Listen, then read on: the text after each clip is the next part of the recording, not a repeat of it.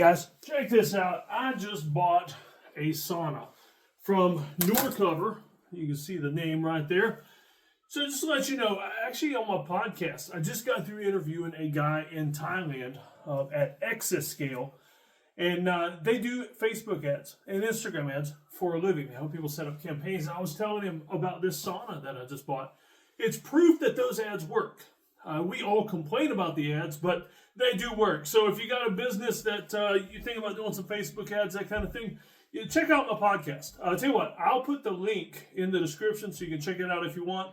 That way, if you want to do Facebook ads, but don't want to mess with all of it, you can find somebody to do that for you. But let's talk about saunas. I just got this thing. I figured I'd do an unboxing or a re-unboxing. I already opened the box because I wanted to make sure everything came that was supposed to and to check it out. Well, let's go ahead and unbox this thing and see what's in here. Now, this is not a paid video like one of my normal UGCs that I get paid to do for an unboxing, that kind of thing.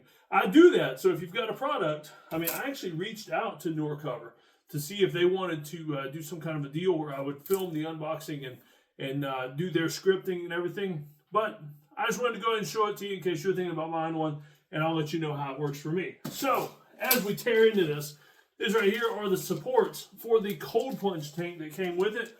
I've already got one cold plunge tank, use it all the time, but one came free with this. And this one is actually better. It's got 2 inlets. That way, when I finally do buy a chiller machine, I can hook it up to this cold plunge. The one I purchased only had one valve at the bottom, and so I can't, recirculate the cold water through it, so it wouldn't work. And this one's even better. So I may give that one to a friend that's been wanting to get one and get started on that. Let's see what we have here. This is, it appears to be a rug. I'm guessing that this rug goes inside the sauna. And so there we go. Let me just put that on the desk, keep myself from scratching everything up. And then we have inside the box, we've got the cold plunge. See, it includes an inflatable cushion. I guess that's just for the top. But, they call it a portable ice bath, same thing. But this is similar to the one that I've got outside already. You see, I use it all the time. When it's cold weather, I don't even have to put ice in it. When it gets cold enough, that thing ices over all on its own, and I have to chip the ice out just to sink in through that. And so the cold plunge is big enough. I'm 5'11", about 240, and I fit in it really good. You just got to squat in it and just sit there and endure the punishment that you so willingly signed up for. So let's see what else. Ooh, a big box. Big box in here. Here's the sauna. So that's the sauna that I got. Can't wait to try this thing out. So I'll show you some more videos as I get that thing set up and everything. And I'm assuming this is the actual heater portion. And so we'll tear into this stuff as well as we carry on with the video. You know what? Let's just go ahead and do that right now. Let me pull out my little pocket knife I use to open packages. There we go. Little pocket knife there to open things up.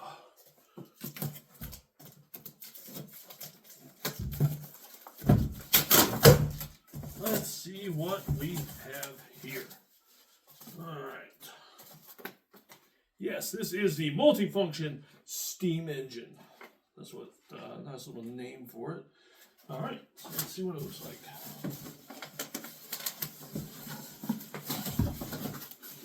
There we go. So, folks, this is what a multifunction steam engine looks like. In case you have ever wanted to know. Let me come over and I'll show it to you closer. So there we go. Some buttons and readout screen on the top. Look at it myself. I haven't even glanced at it. So we can do the time, the gear, the power, and we'll see what all the instructions say as far as setting this thing up. So let's see what's in here. Get the pocket knife out again. Trying not to destroy the box. There we go.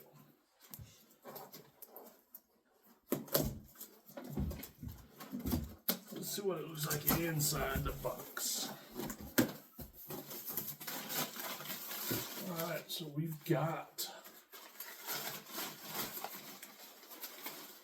it's a little fold-up camp chair. for sitting in the sauna. There we go. This is a little tiny little thing. I wonder what the weight rating is on this, because my bulk, shall we say, might exceed the capabilities of this little chair. That's not a big deal though. That came free with the sauna. I've got my own camp chairs that I'll put in there. That I know that they'll handle my bulk. All right. LED flexible strip. All right, so this is just a flexible light strip. I guess that's to put inside the sauna. There are the insulated walls. Here, okay, all the connectors for the frame itself. We've got a little sweat towel, just in case I get a little too hot and steamy while I'm inside. Some more connectors. Instructions, very important. Guys, no matter how much you want to skip reading this, don't. No, I mean, yeah, there might be a few pages near the front that you don't need to read, but yeah, it'll save you some time. You just go ahead and read those instructions while you're putting it together. All right, and then we've got all these support posts, and that's all that's inside that box. All right, over here. While I got you, let's go ahead and open up this cold plunge box. Pull out the sweat rag. Let's see.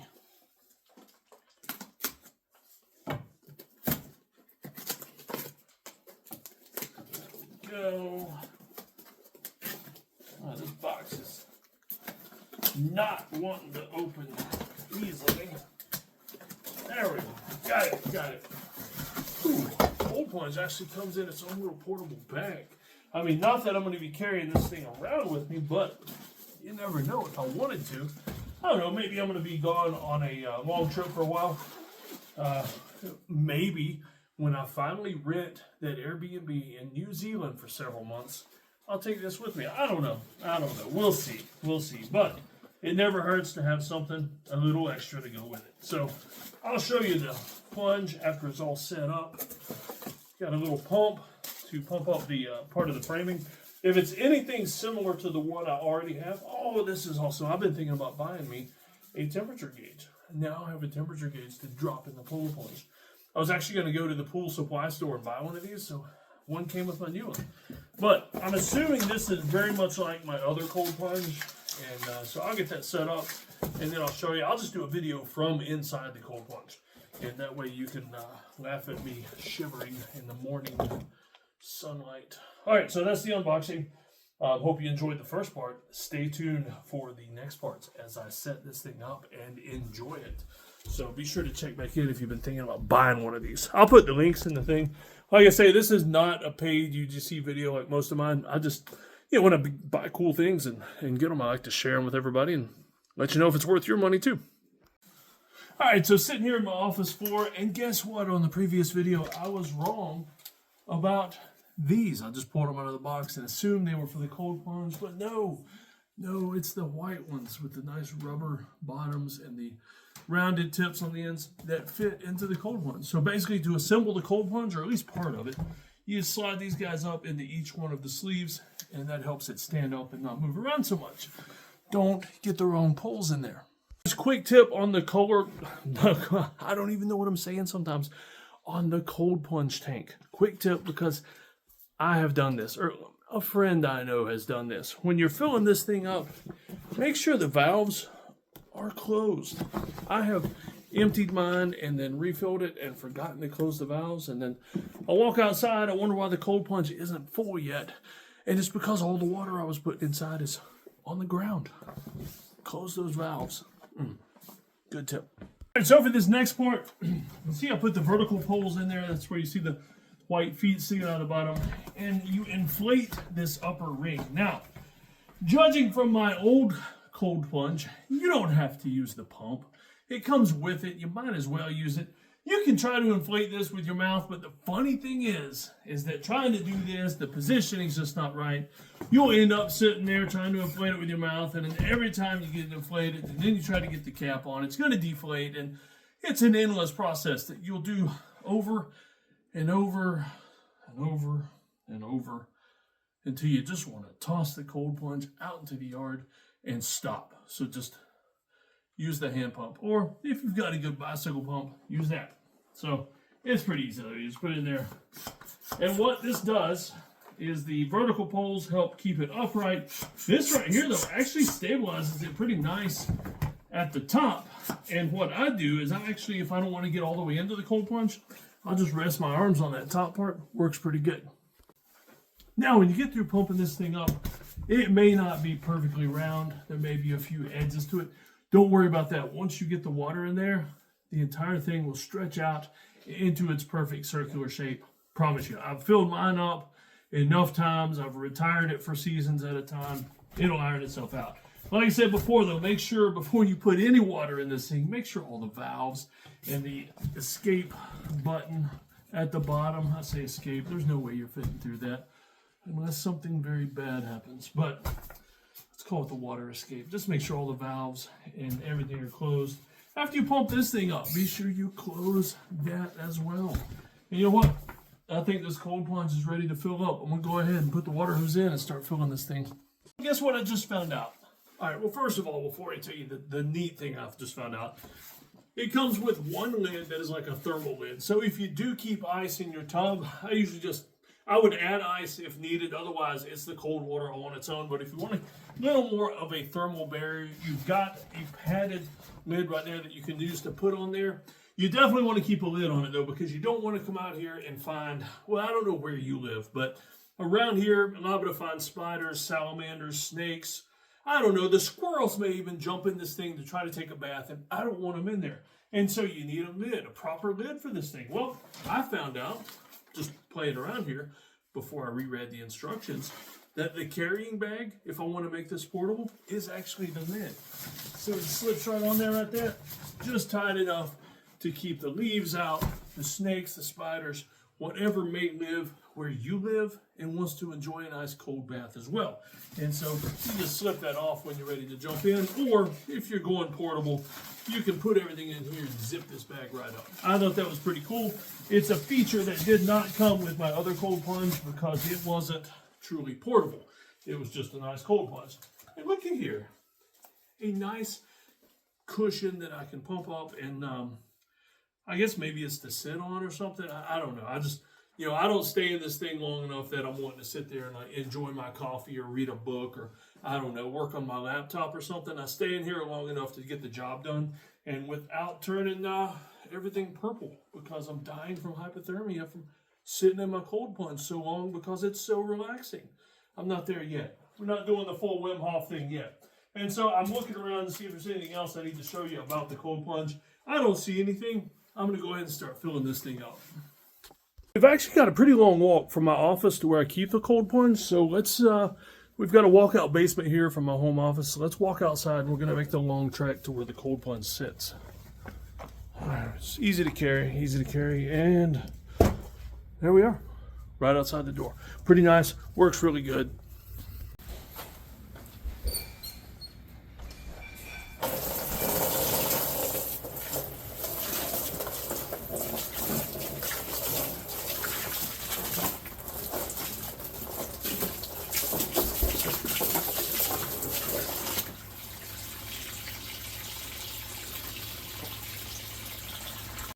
So, quick tip, don't just start filling up your cold plunge and let it run until it fills up. So you want to check it. When it's got a little bit of weight, a little bit of water into it, it'll ease out the wrinkles that are in the bottom. Let me show you those.